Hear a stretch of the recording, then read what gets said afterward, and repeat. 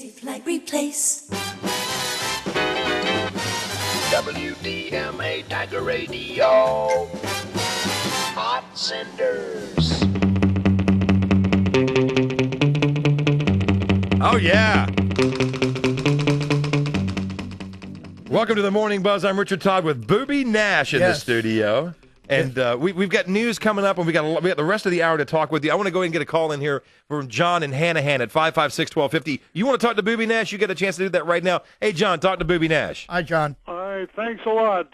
Booby, you probably might remember me under the name John Martin from WQSN. Oh, yes, I do. In fact, we were just talking about you the other day because where did I? Oh, I saw your name on the memories list. Right. I've got to tell Richard and the world that Booby Nash changed my life. How so? I was a child growing up on James Island when Booby first came to Charleston, and that's when I was starting. I'm not his dad. Don't go that. Don't go there. I was just starting to really become musically aware and just getting into the radio thing and listening to it and figuring, man, these guys are having so much fun. And then I heard Booby, and that's when I decided one of these days I'm going to end up behind a microphone. Fool. And I've never held that against you, Booby, because I had so much wonderful fun during my career working at WQSN and then later for WXLY and finally for the Breeze Network in Mount Pleasant. Couldn't keep a job, huh? You know, Jay, and John, it's funny that you mentioned that because I'm telling you, when I've been asked to go to career days at schools, middle schools and high schools, my job when career day is over is to make sure none of them go into radio. They will save themselves a lifetime of misery and underpayment. Yes. They will not. You won't make any money, and you'll have terrible hours, and you won't be appreciated. So I make sure that career day none of the kids go into it. But John, you didn't learn that lesson. So someone told me they saw Booby at, when they were a kid somewhere, and they told them that when they grew up, they wanted to go into radio and be a disc jockey just like him, and Booby supposedly told him, look, you either grow up or you go into radio. You cannot do both. Hey, John, thanks for the buzz. I'm out of time, but we've got another half hour with the legendary Booby Nash in the studio here on the Big Talker, 1250 WTMA. This is 1250 WTMA, serving Charleston and the Low Country since 1939. WTMA, Charleston. President Obama called for women's rights. Richard Todd, WTMA. Yes, Evolve and everybody, it's 9:20 in the evening on Uncle Boob's radio showground from WTMA. Well, it's the beginning of a new year. I walked to the boss's office, and I slammed my fist down on the desk, and I said, hey, boss, I want a raise. I mean, after all, it's been over a year since I've had a raise, and I want one. He says, all right. Well, I was amazed. So I walked out feeling real good. I came back at the station an hour later, and there was the raise on my desk. A pair of elevator shoes. I wonder how the boss would like a scar to match his personality. How about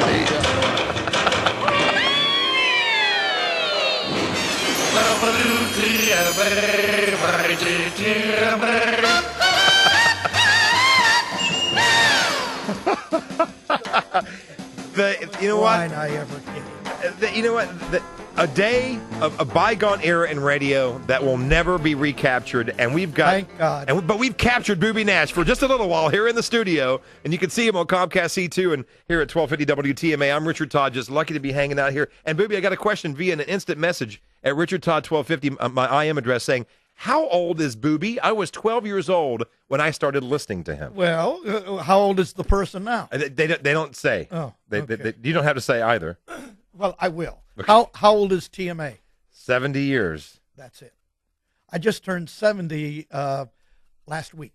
Happy birthday! Well, thank you very much. I thought this was a surprise party, really, and I thought, well, I gotta act surprised, and I'm really surprised there is no surprise. What? I mean, I thought, they're inviting me to TMA. They want me to say a few things on the radio, but they're going to come in with a big cake, and all my friends and Bill Sharp would be coming in. Well, actually, I want to let you know that we had a cake. Fred Story ate it. So I'm going to give you my whole career at TMA. I came here in 1966. We went out for a few drinks.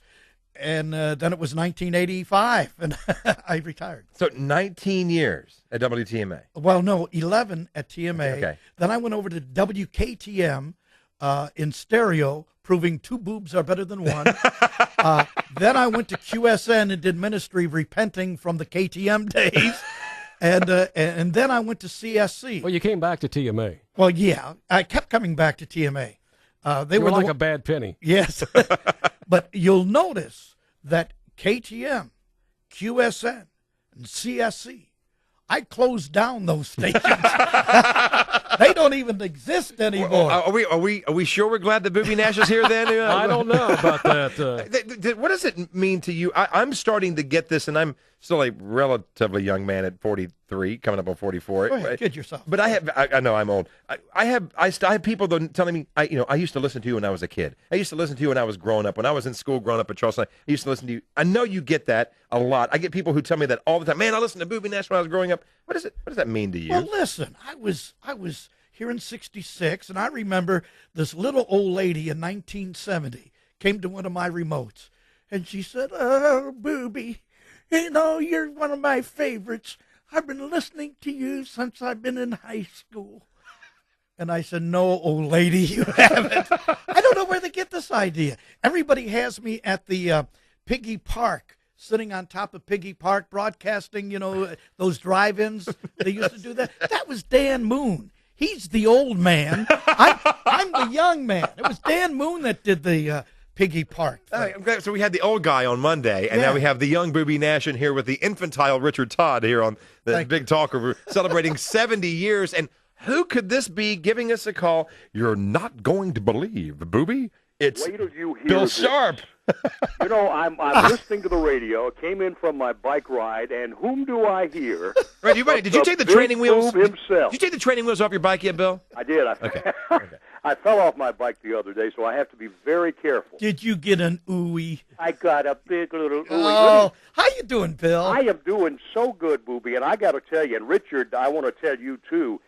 Boob was one of my heroes when I worked at the Big Talker at WTMA back in '69 and '70 and '71. We just talked to your successor, Tom Barry, who took over after you left. In fact, Tom, who now works as the spokesperson for DHEC, was there a little bit while I was there.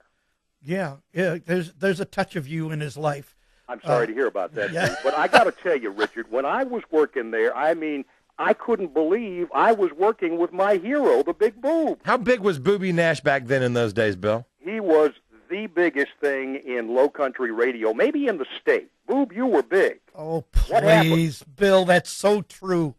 He used to be handsome, tall, virile. What do you mean used to? Come on, Bill. And my hero, what happened, Boob? I'll tell you what, you do begin to shrink after the age of 30. I got to tell you, Richard, I used to work with a guy named John Trenton. Sure. I was scared of John because he was my boss, and he was always telling me, "Bill, wake it up," because I had the early morning shift. "Bill, wake it up, wake it up." And then I worked with a guy named Bob Riley, who was nervous as a tick. And he always had a little too much to drink the night before, and he smoked like a smokestack. And he was a nervous wreck on the air. And then came the Big Boob, Mr. Happy-Go-Lucky, walk in the station, and he'd always say to me, "Hey, big guy." And I won't tell you the rest of it. It's a disgusting joke that he told me. It delights me to this day. Boob, I love you. Listen, guys, I'm going to let you talk. I got to get to work.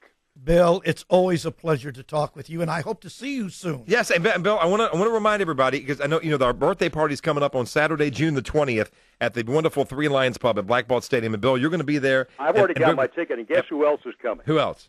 The lovely and talented Billy Burr. Oh, Bill Burr. I thought you were going to say Lou Parker, but never mind. Lou Parker's got a thing with the mayor yeah, out there we've been in talking Los about Angeles. that. But I wanted to bring this up because on Monday, June the 15th, which is the actual date in 1939 this station signed on the air at the Dock Street Theater, right.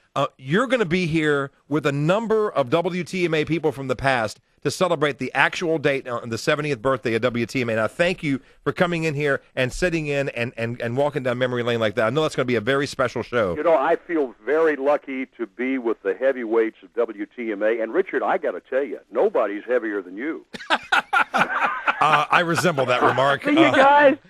Bill, thanks, buddy. Take care. I have to be honest. I think Bill's got it right. You look bigger in person than you do on TV. That's what my wife says, too. Let me go to Renee down.